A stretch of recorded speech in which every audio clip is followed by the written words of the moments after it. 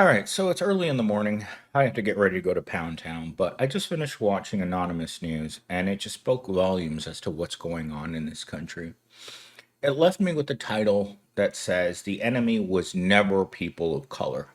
It was always a government that seemed to believe that poor people shouldn't exist, that people who need help are a disease, that having poverty disease or whatever you want to call it, of the people that just don't have the money to own yachts or do anything beyond go to work every single day.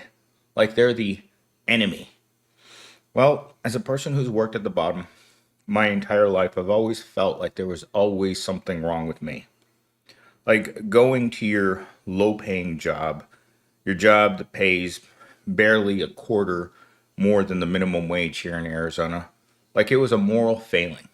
Like there was something absolutely wrong with you when you put on your work uniform and your little name tag and you went to work and you smiled because you thought it was temporary.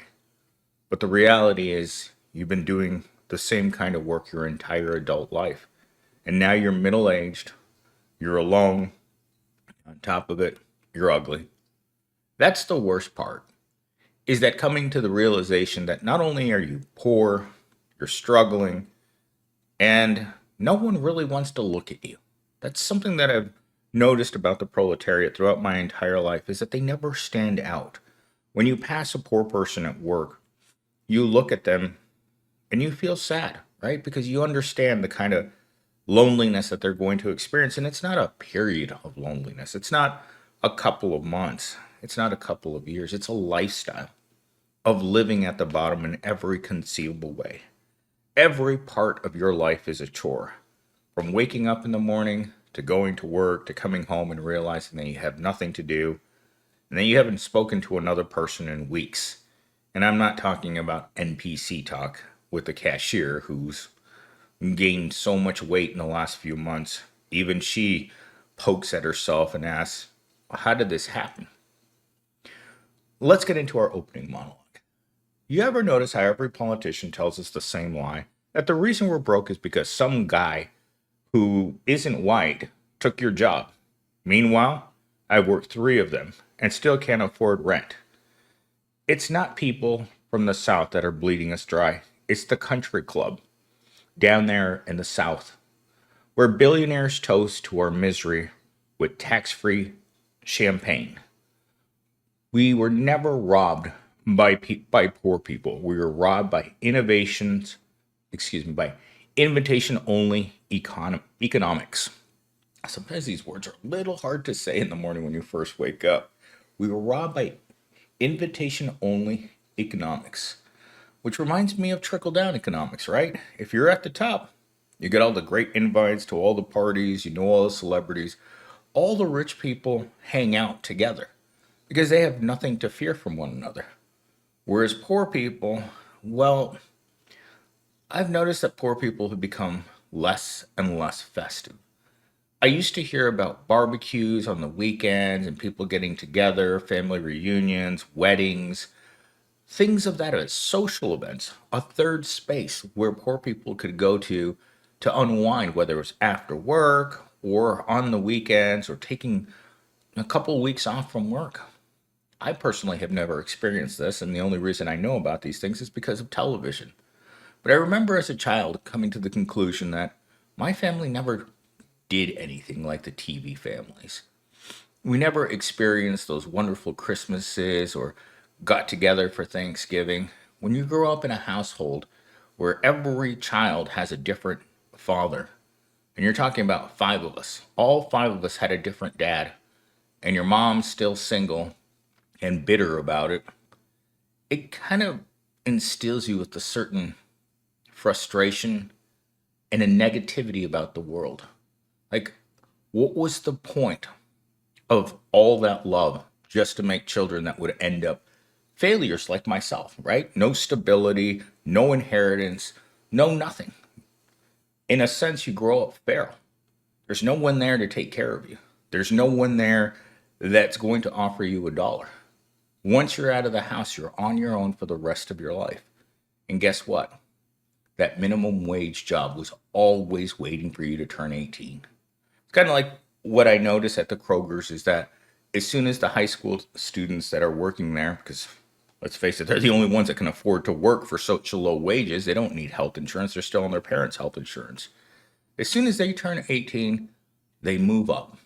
They move up to either managers or move up to a higher position. And some of them stay a lot longer than they should. In fact, I just had this conversation with the cashier who is so broke that buying a pumpkin a couple days ago was the highlight of her day. And you wonder about these people. You wonder what's going to happen to this girl once she starts having children. Her lot in life isn't going to increase just because she has children. She's not going to meet a quality significant other at her status. Because as Blue once said, water rises to the level of water. And if you are down and out, the chances of you attracting someone into your orbit that's better off than you is highly unlikely, because we travel in the same circles. We see the same poor people every single day.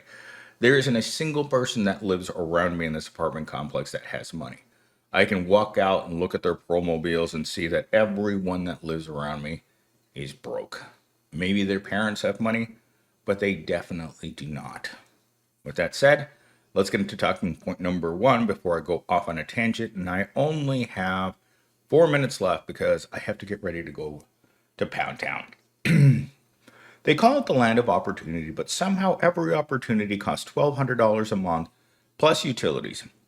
You can work, grind, bleed, and still fall behind because poverty in America isn't a condition anymore. It's an economy. Every dollar you earn already belongs to someone richer than you. The landlord, the credit card company, the grocery store that charges $7 for milk. It's not about hard work. It's about surviving the financial treadmill designed to keep you moving but never getting anywhere. This just reminds me, I was feeding my lizard a few minutes ago, and for some reason, the little bastard decided that he was going to jump out of his cage, and then I had to chase him around the living room to put him back inside of his enclosure. Why? Because he thought that freedom was just outside that cage. The same way that the wagey thinks that he can escape the wage cage by buying scratcher's tickets. That's what you're doing. You're flinging yourself out into the unknown. Inside your enclosure, you at least know where the water is, where you're going to sleep, what you're going to do. But when you try to throw yourself out of your enclosure to seek freedom, you don't know what you're getting yourself into. It might be something you think you want, but the reality is us proles have to work on the treadmill for 60 years. And then at the end of that 60 years, we retire into a shallow grave. We don't know what's outside the wage cage because you're never supposed to know. You're never supposed to take that leap of faith, flying through the air like my lizard did, just like a flying idiot, out into a world that has nothing for him. Outside of his wage cage, he's nothing. And that's exactly what would happen to you.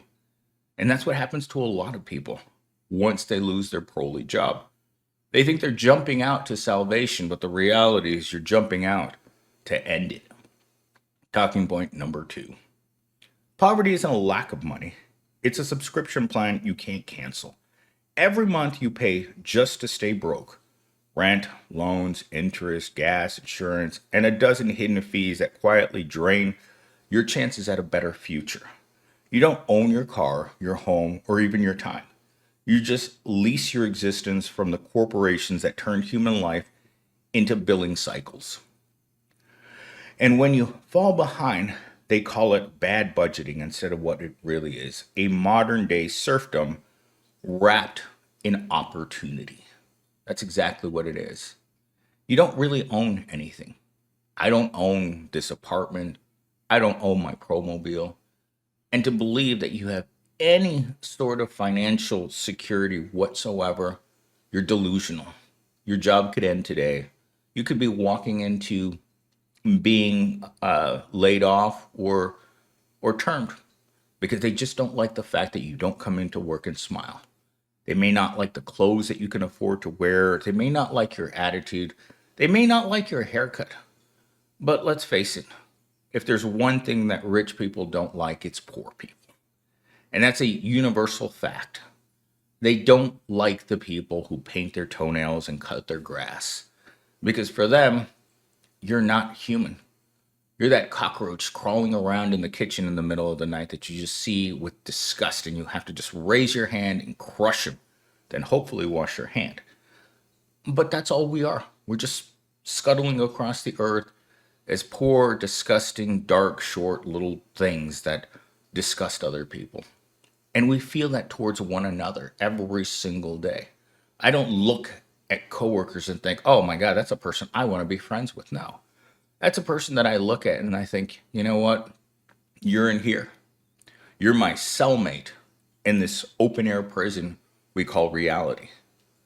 And we just have to accept it. We just have to acknowledge the fact that we can't get away and acknowledge that our existence is meaningless. You go to work, you make money, you come back, you power down. You come, and then the next morning you wake up again, it's 8 a.m. again, you open your eyes, you power back on, you eat some gruel, or as I like to call it, ramen. Doesn't taste good, you don't want it, but it's all you have. It makes you disgusted by life, but this is it. This is the existence of ordinary people in today's society. No one cares if you don't have that brick of ramen. I actually had to search through my pantry because I actually didn't have any. I had one brick left, and it wasn't the kind that I wanted to eat. It was an off brand one. Can you imagine that? If the highlight of your day is eating off brand ramen? Well, that's the case for me today, people. Let's get into our conclusion because I really have to get ready for Pound Town. I got to start stretching out my rear end and getting ready for good old Fleece and his smiling face. So, yeah, keep blaming the people of color if it helps you sleep. But remember, the wall was never built to keep people out, it was built to keep your eyes looking in the wrong direction. While you're arguing over borders, they're wiring your paycheck to a yacht account in Palm Beach. The enemy isn't the people that are being picked up.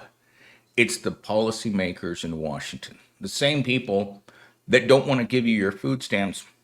Inevitably, they planned on doing this a long time ago. They don't want you collecting a benefit. They want you working any job, or three of them preferably, so that you don't need government help. But the sad fact is that even working all three of those jobs at these wages will mean that you will never make enough. I've been talking about universal basic income for years. It needs to get here. But the last thing that they want is to give you anything. Because the only thing they want to give you is more work. And the last thing they want to do is pay you fairly for that work.